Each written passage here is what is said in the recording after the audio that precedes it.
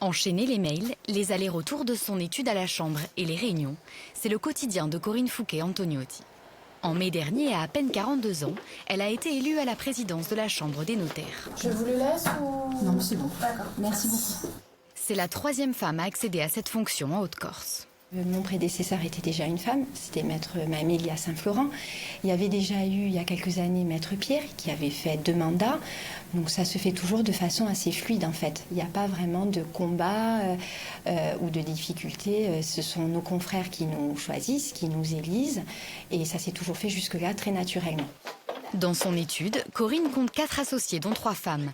Loin de l'image du notaire de Balzac, confiné derrière son bureau dans une pièce sombre, le métier s'est modernisé au fil des années.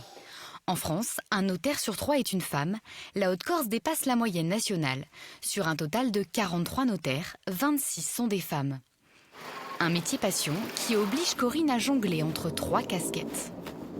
Mes journées s'organisent bien évidemment en fonction de mes rendez-vous que je peux avoir au bureau, des réunions à la chambre et des activités de mes filles, puisque je suis maman de 2 petites filles.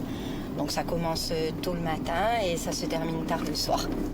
Pour arriver à la tête de la présidence, elle a pu compter sur le soutien de ses confrères.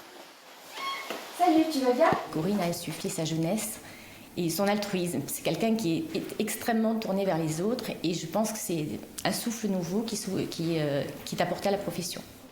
Un métier qui ne cesse de se féminiser. La France compte actuellement près de 6300 femmes officiers publics ministériels.